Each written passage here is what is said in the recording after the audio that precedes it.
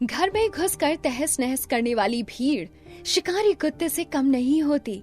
घर में अचानक घुसे 25 से 30 लोगों के जमावड़े का सामना कैसे करेगा एक परिवार?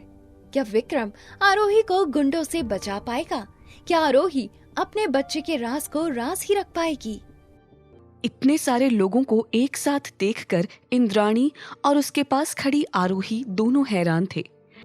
विक्रम के दोनों चाचा को एक साथ देखकर इंद्राणी ने पूछा, भैया आप यहाँ कैसे? इंद्राणी की बात का जवाब देते हुए विक्रम के सबसे बड़े चाचा संजीव ने कहा, हम यहाँ अपने खानदान की इज्जत के लिए आए हैं। आप लोगों ने तब भी हमारा हाल नहीं पूछा जब आपके छोटे भाई विक्रम के पापा के गुजर जाने के बाद हम लोग सड़क पर आ गए थे, और आज अचानक हमारे घर आकर ऐसी बातें कर रहे हैं। इंद्राणी की बात सुनकर संजीव और सचिन दोनों के चेहरे पर एक शैतानी हंसी आ गई थी। संजीव ने आरोही की तरफ उंगली दिखाते हुए कहा, ये लड़की विक्रम की पत्नी और इस घर की बहू, इसने हमारे खानदान के नियमों को तोड़कर खानदान की इज्जत को मिट्टी में मिला दिया है। खबरदार भैया, आप लोगों ने जो हमारे साथ किया उसको भूलकर हम आगे बढ़ गए हैं, और आज जब मेरा बेटा यहाँ नहीं है तो आप उसकी पत्नी और इस घर की बहू पर किस बात का इल्जाम लगा रहे हैं? क्या आप अपनी बहू को तब भी ऐसे ही प्रोटेक्ट करेंगी जब आपको ऐसा लगेगा कि आपकी बहू शादी से पहले प्रेग्नेंट है? ये किस तरह की बातें कर रहे हैं आप? मैंने कहा था ना भैया, आजकल कोई किसी पर विश्वास नहीं करता। ये प्रेगनेंसी रिपोर्ट दिखा दो जो हम हॉस्पिटल से लेकर आए हैं। अब बात चाहे जो भी हो, लेकिन आरोही इस घर की बहू है, इसलिए मैं मरते दम तक इसे कुछ नहीं होने दूंगी।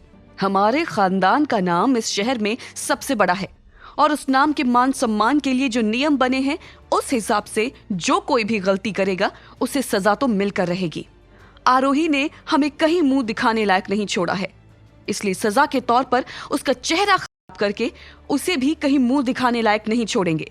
सचिन की बातों से आरोही बहुत डर गई।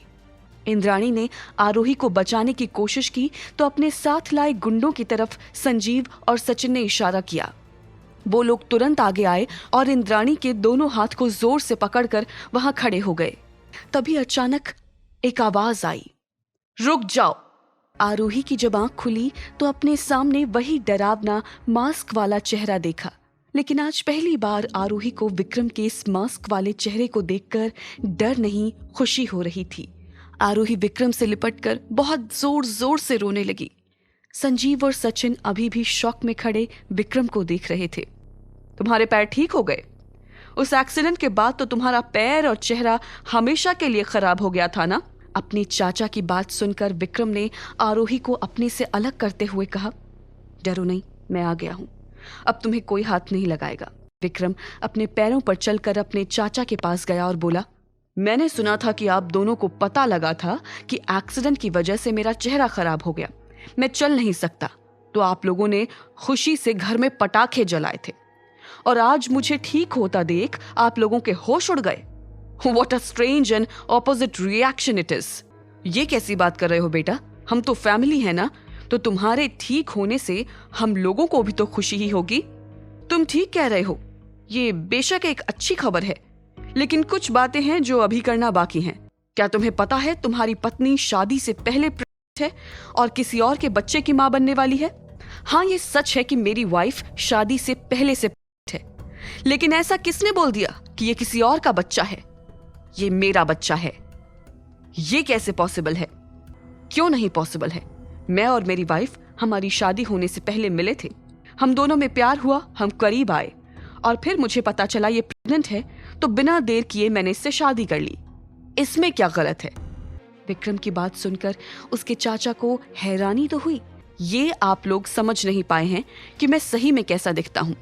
मेरे पिता के मरने के बाद आप लोगों ने तो हमें छोड़ ही दिया था, किसी ने हमारी मदद नहीं की थी, तो आप लोगों को कैसे पता चलेगा कि मैं बड़ा होने के बाद कैसा दिखता हूं?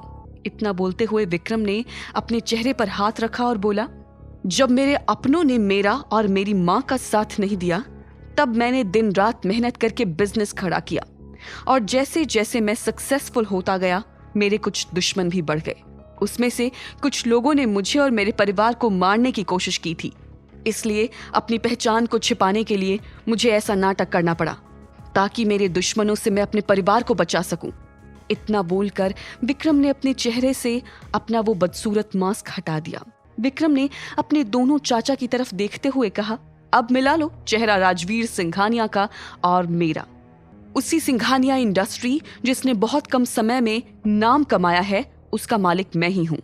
मैं ही हूं विक्रम रायजादा और मैं ही हूं राजवीर सिंघानिया। और मेरी वाइफ ये सारा सच जानती थी। आखिर विक्रम के चाचा को कैसे पता था आरोही का सच? क्या होगा विक्रम का अगला कदम? क्या विक्रम के नकाब का सच दुनिया के सामने खुल जाएगा? जानने के लिए देखिए अगला एपिसोड सिर्फ पॉकेट एफएम के YouTube चैनल पर। और शादी के बाद के सारे एपिसोड्स को सुनने के लिए डिस्क्रिप्शन में दी हुई लिंक से डाउनलोड कीजिए पॉकेट एफएम ऐप।